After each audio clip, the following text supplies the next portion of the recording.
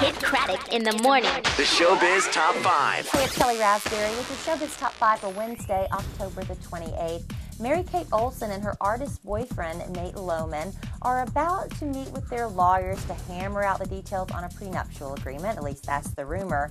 Now, Nate says to be really understanding of Mary-Kate's position. She has a $900 million empire to protect, along with her sister, Ashley. So they're going to hash that out and hopefully be walking down the aisle pretty soon. Now, the subject of that day's very special Maury Povich show, You're 14, Stop Lap Dancing and Trying to Get Pregnant. And the guest star on that day's show, well, that would be Michael Lowen, who was there to talk publicly once again, even though he paid so much to do that, about his relationship with Lindsay. The only way he can get through to her is through these public forums. He says she's nothing but a hollow person. He can't even bear to look at her right now, but he still wants to save her. So hopefully Lindsay was catching that very special edition of lap dancing 14-year-olds on Maury. In a National Enquirer exclusive, so you know this has to be true, or at least maybe some shred of truth in there somewhere, they say Oprah's alcohol and drug binges are what finally drove her boyfriend Stedman away, and now she's completely freaked out that he's going to sell his story and tell all her dirty secrets. So she's said to be willing to pay him $150 million to keep his big fat mouth shut.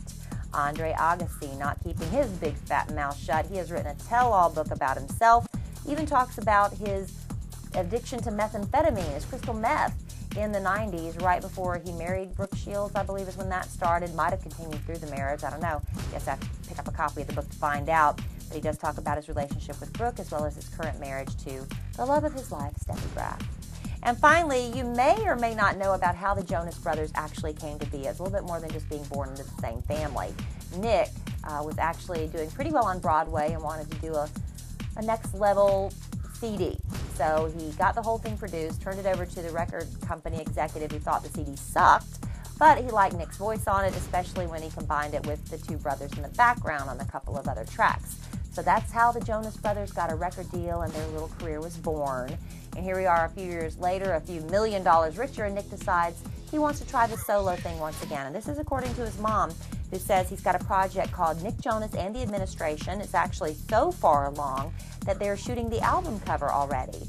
She also talks a little bit about her son Kevin's upcoming wedding to his girlfriend Danielle DeLisa, saying they have got the wedding date picked out, but they're keeping that top secret, saying they absolutely love Danielle. She said it's the girl she's been praying for her son Kevin.